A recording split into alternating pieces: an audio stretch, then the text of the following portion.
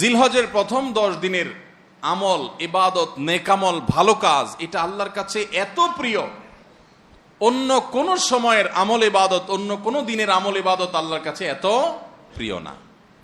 বান্দা এই 10 দিনে নেকামল করলে আল্লাহ তাআলা যত খুশি হন, অন্য কোন সময়ের নেকামলে আল্লাহ তাআলা এত সন্তুষ্ট হন না।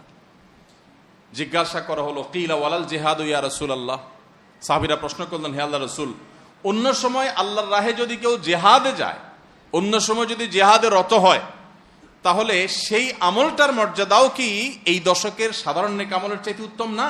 ওটা তো জিহাদ, জীবন বাজি রাখা। এই সময়ের সাধারণ নেকামলের চাইতে অন্য সময়ের জিহাদটাও কি উত্তম না? নবী সাল্লাল্লাহু আলাইহি ওয়াসাল্লাম বলেছেন, ওয়ালাল জিহাদু ফি সাবিলিল্লাহ, অন্য সময়ের জিহাদও এই সময়ের সাধারণ নেকামলের চাইতে উত্তম না, ইল্লা, তবে অন্য সময়ের জিহাদ যদি কেউ এই পর্যায়ে করে যে তিনি তার জান মাল সবকিছু নিয়ে জিহাদে গেছেন, কিন্তু কিছু নিয়েই ফিরে আসতে পারেন না, সব আল্লাহর রাহে কোরবানি করে দিয়েছেন, এই লোকের কথা ভিন্ন, তার মর্যাদা সবকিছুর উপরে। তাহলে এই দশকের নেকামল, এই দশকের ইবাদত বন্দেগীর মর্যাদা এত বেশি ভাইরা আমার, যে আল্লাহ রাব্বুল আলামিনের কাছে বছরের অন্য কোন সময়ের কোন আমল, এমনকি জিহাদও, সাধারণ জিহাদও এই দশকের নেকামলের চাইতে বেশি প্রিয় না। এই হাদিস থেকে, বুখারীর এই হাদিস থেকে আমরা কি বুঝলাম? যে এই দশক আল্লাহ সুবহানাহু ওয়া তাআলার কাছে ইবাদতের দশক, নেকামলের দশক, মর্যাদার দশক, ফজিলতের দশক।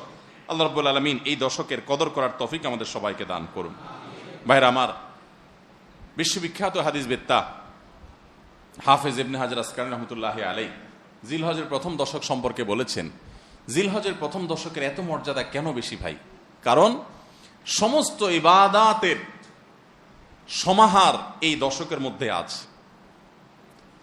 ইসলামের যে মৌলিক ইবাদতগুলো আছে, প্রায় সব মেইন সব ইবাদতগুলোর সমাহার এই দশকে আপনি খুঁজে পাবেন, এমনকি রমজানেও পাবেন না সব, এই দশকে সবগুলোর সমাহার পাবেন। কিভাবে? এই দশকে আমরা দেখি যে প্রথমত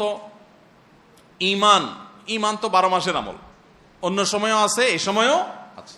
5 ওয়াক্ত নামাজ 12 মাসের আমল, অন্য সময়ও পড়তে হয়, এই দশকেও পড়তে হয়। রোজা রমজান মাসে আছে, এই দশকেও রোজা আছে, প্রথম 9 দিনই রোজার কথা হাদিসে আছে, আবার বিশেষভাবে আরাফাতের দিন রোজার কথা আছে। তাহলে ইসলামের তৃতীয় রোকন রোজা, রোজা অবশ্য হজ হলো তৃতীয়, যাকাত হলো তৃতীয় রোকন। যাকাত অন্য সময় দেওয়া যায়, এই সময়ও দেওয়া যায়, তাহলে যাকাত আদায়যোগ্য সময় এটা। আবার রোজারও আমল এই দশকের মধ্যে আছে।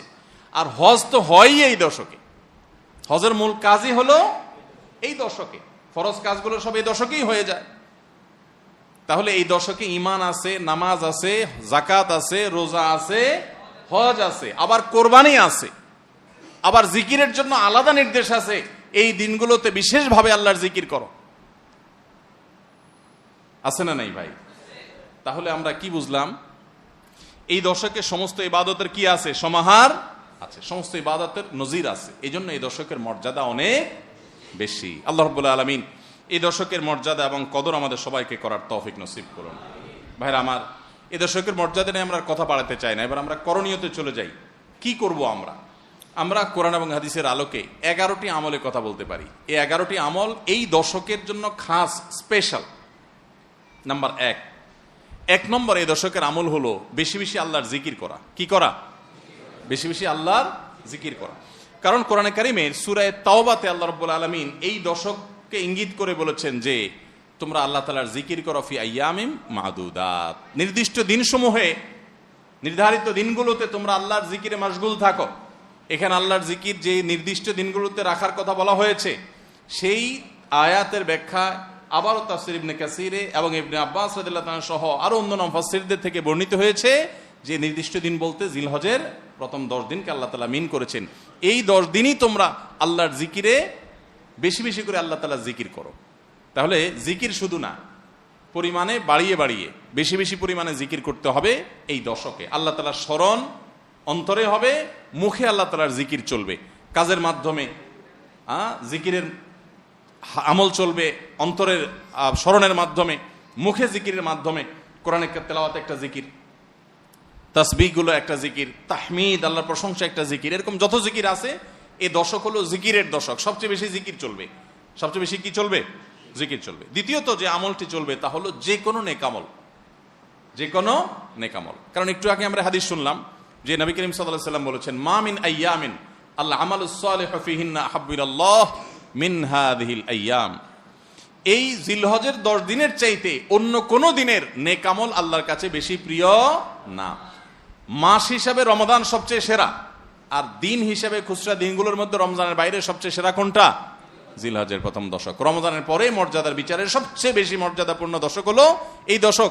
এই জন্য এই দশকে আমল করলে আল্লাহর কাছে এত প্রিয় যে অন্য কোনো সময়ের আমল আল্লাহর কাছে এত প্রিয় না। এই জন্য এই দশকের দ্বিতীয় আমল হলো বেশি বেশি নেকামল করা। বেশি বেশি কি করা? নেকামল করা। রুটিন যে নামাজগুলো আছে, কাজগুলো আছে, সেগুলো বিশেষ ইহতেমামের সাথে করা। অন্য সময় আপনি নামাজে টুকটাক গাফলতি করেন, কিন্তু এই দশকে মোটেই করবেন না। অন্য দশকে আপনার ফজরের জামাত একটু মিস হয়, এই দশক মোটেই করবেন না। আগে থেকে ইহতেমাম থাকবে যে এই দশক কোনোভাবে ইবাদত থেকে আমি যেন দূরে না থাকি।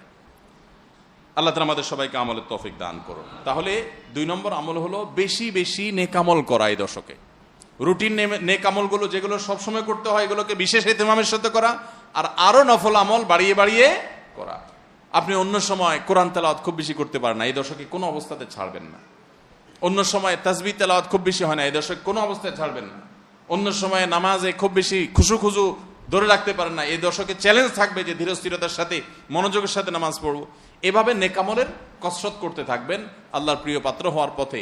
আমরা এগিয়ে যেতে চাইলে এই দশক, এই 10টা দিন আমাদের জন্য বিরাট বড় একটা সুযোগ। আল্লাহ আমাদের সবাইকে তৌফিক দান করুন।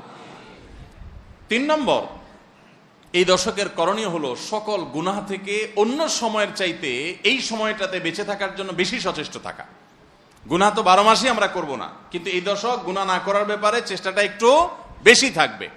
কারণ আপনারা সূরা তাওবার একটি আয়াত শুনেছেন, আল্লাহ রাব্বুল আলামিন সম্মানিত 4 মাসের আলোচনা করে বলেছেন, যালিকাদ দীনুল কাইয়্যিম ফালা তাজলিমু ফিহিন্না আনফুসাকুম। এই সম্মানিত মাসগুলোতে তোমরা নিজের প্রতি নিজে অবিচার করিও না।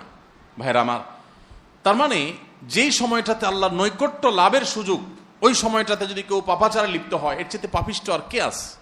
এই জন্য আল্লাহ রাব্বুল আলামিন আমাদেরকে দরদের সাথে বলছেন, ভাষা খেয়াল করেন, ফালা তাজলিমু ফিহিন্না আনফুসাকুম, তোমরা নিজের পায়ে নিজে কুঠারাঘাত করিও না।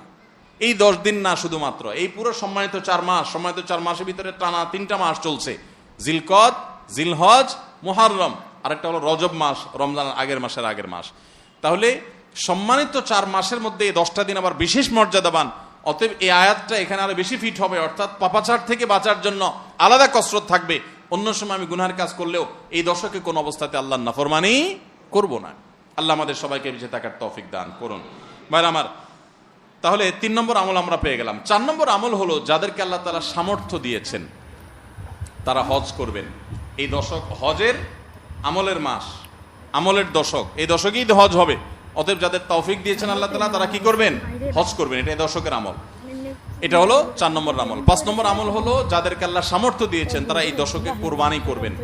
কারণ কোরবানি এমন একটা আমল, নবী করিম সাল্লাল্লাহু আলাইহি সাল্লাম মদিনা হিজরত করেছেন, এরপর থেকে প্রতি বছরই তিনি কি করেছেন? কোরবানি করেছেন। আল্লাহ নির্দেশ করেছেন, ফাসাল্লি লিরাব্বিকা ওয়ানহার, তুমি তোমার রবের নির্দেশ পালনার্থে নামাজ আদায় করো এবং কোরবানি করো। তো এই জন্য ঈদুল আজহা অর্থাৎ এই জিলহজের প্রথম দশকের শেষ দিন অর্থাৎ 10ম দিনে কোরবানির আমলটা করা, এটা যাদের সামর্থ্য আছে তাদের জন্য প্রযোজ্য। এই দশকের একটা আমল হলো কি করা? কোরবানি করা। কয়টা আমল গেল? 5টা। 6 নম্বর হলো যাদের কোরবানি করার ইচ্ছা আছে তারা জিলহজের চাঁদ ওঠার আগে আগে জিলকদ মাসের শেষ দিনের মধ্যে তাদের হাতের নখ, চুল, গোফ, অবাঞ্ছিত লোম এগুলো সব কেটে পরিষ্কার করে ফেলবেন এবং এই দশক আর সেগুলোতে হাত দিবেন না। কোরবানি করে তারপরে সেগুলো পরিষ্কার করতে চাইলে করবেন, এই দশকে আর হাত দিবেন না। নবী সাল্লাল্লাহু আলাইহি ওয়াসাল্লাম বলেছেন, মান আরাদা আন ইউদাহিয়া ফালা ইয়াখুয মিন শা'রিহি ওয়া আযফারিহি শাইআ, যে ব্যক্তি কোরবানি করার ইরাদা করেছে, নিয়ত করেছে,